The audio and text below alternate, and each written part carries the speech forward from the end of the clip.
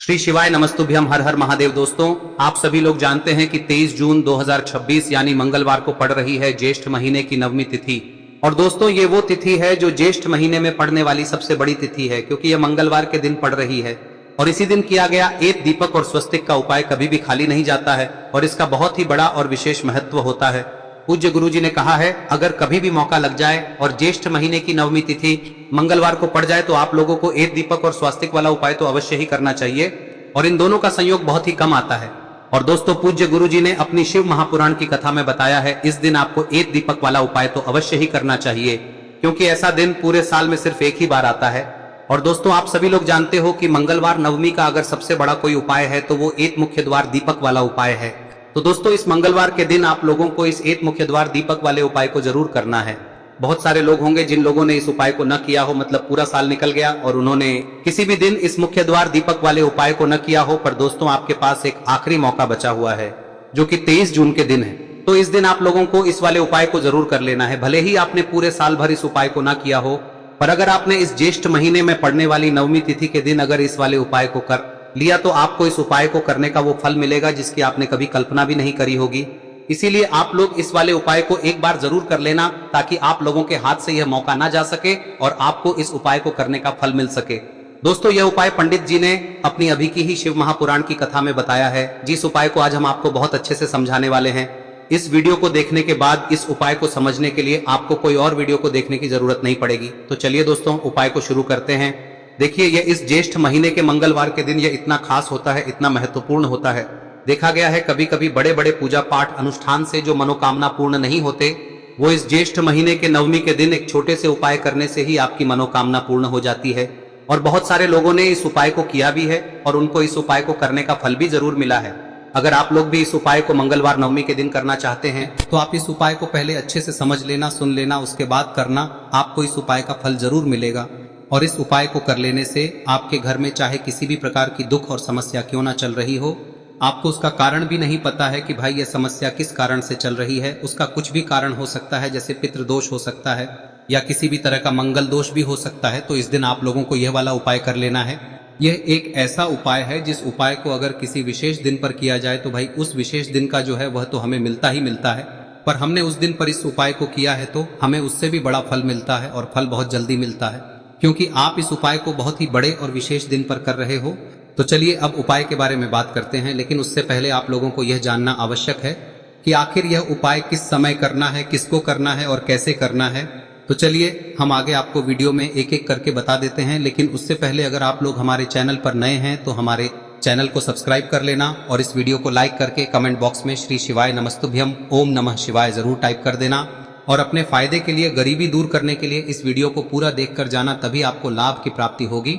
यदि आज आपने वीडियो को बीच बीच में से देखा काट काट कर, दोस्तों इस एक दीपक वाले उपाय को हमें इस मंगलवार के दिन कैसे करना है, किसको करना है, किस समय करना है और कहां पर करना है, ये सारे सवालों के जवाब आपको इस वीडियो में मिल जाएंगे।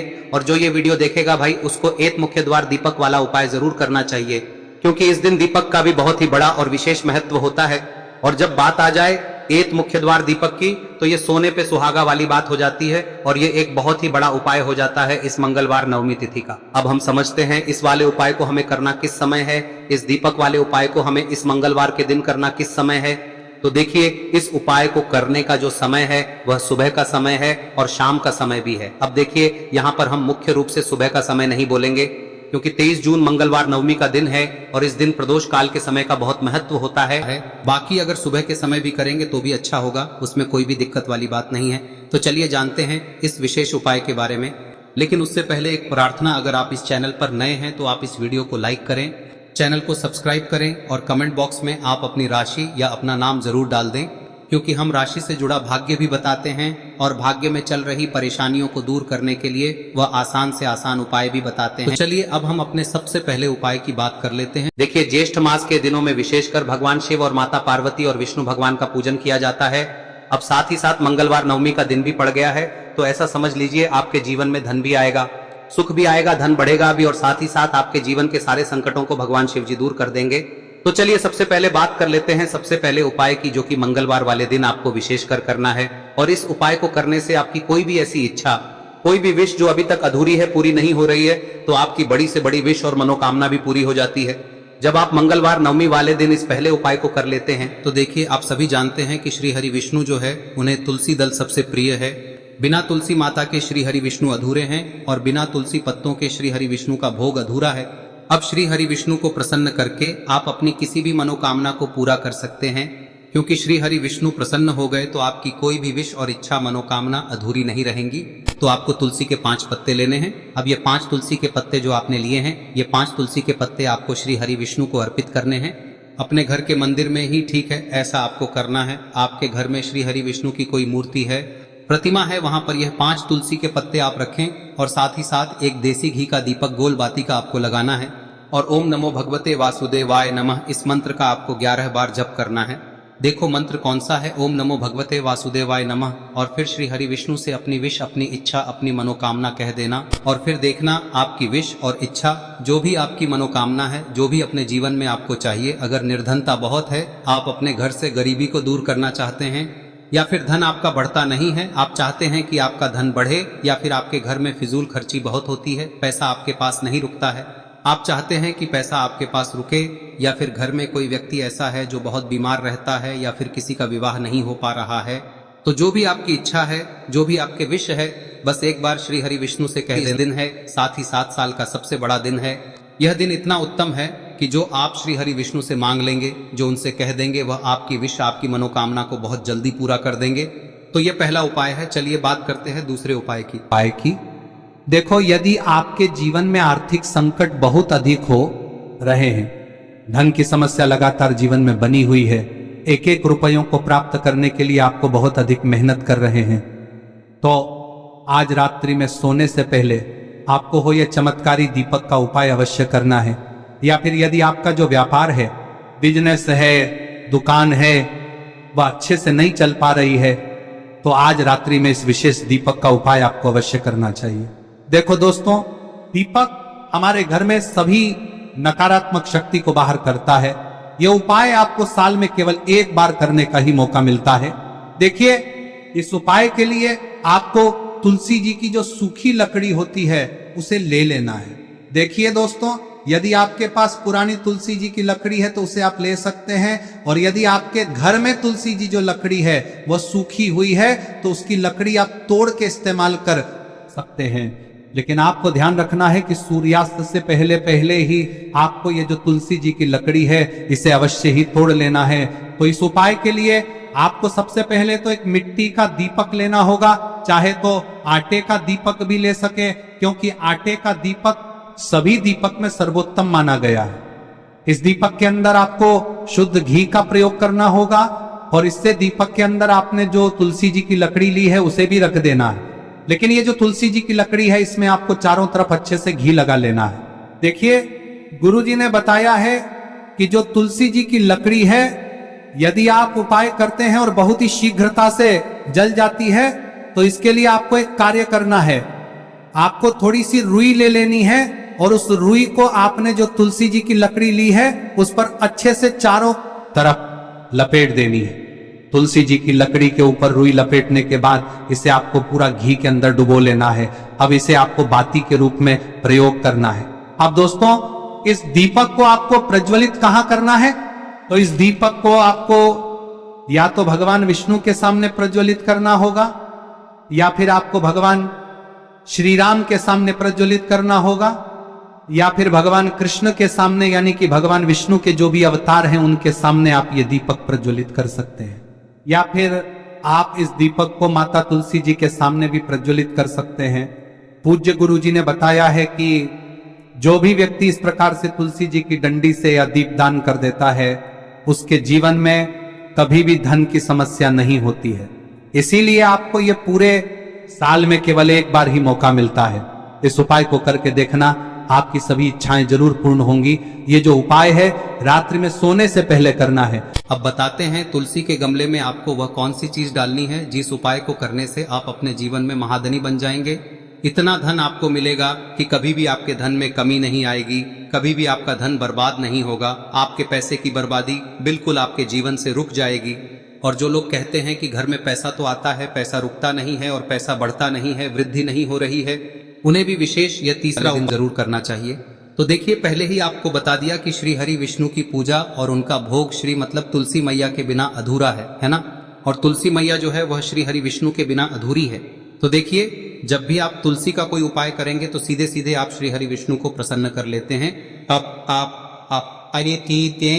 अब व्यक्ति को, यानी जो भी व्यक्ति है, किस व्यक्ति को कितना धन देना है, यह श्री हरि विष्णु के हाथ में होता है। धन देने का काम माँ लक्ष्मी करती है, जो कि माँ तुलसी का ही एक रूप है। माँ तुलसी जो है यह माता लक्ष्मी का ही स्वरूप है ना। तो आपको करना क्या है, आपको लेनी है यहाँ पर हल्दी पिसी हुई, जो कि श्री हरि विष्णु से जुड़ी हुई है, आपके गुरु गृह से जुड़ी हुई है, आपकी कुंडली में गुरु को मजबूत करती है, सुख सौभाग्य को खींचने का काम करती है, धन को बढ़ाने का काम करती है। तो एक चुटकी पिसी हुई हल्दी आपको लेनी है और यह पिसी हुई सूखी हल्दी ही आपको अपने गमले में, तुलसी का पौधा जिस गमले में लगा है उसमें अच्छे से इस हल्दी को डालना है, ठीक है ना। और ओम नमो भगवते वासुदेवाय नमः इस मंत्र का जाप करना है। कितनी बार? कम से कम 11 बार जाप करना है।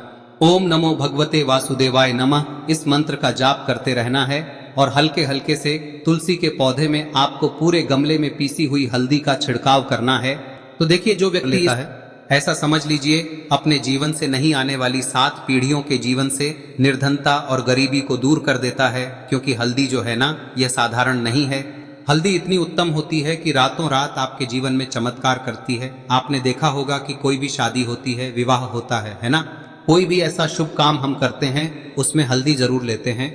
गृह प्रवेश जब हम करते हैं तो हल्दी के स्वास्तिक का निर्माण करते हैं।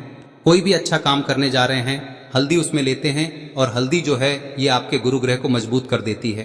अगर कुंडली में गुरु कहीं ना कहीं मजबूत है तो इससे उत्तम का मिलेगा नहीं। बहुत ही उत्तम उपाय है, तुलसी के गमले में एक चुटकी पीसी हुई हल्दी डालना है। तो यह बहुत ही उत्तम उपाय है। इस उपाय को आप जरूर करें। साल का सबसे बड़ा यह दिन है, तो इस उपाय को करने से श्री हरि विष्णु और महादेव आपसे न केवल प्रसन्न होते हैं, पाप होते हैं, आपसे इतना प्रसन्न हो जाते हैं कि जीवन में कभी आपके गरीबी और निर्धनता को नहीं आने देते हैं।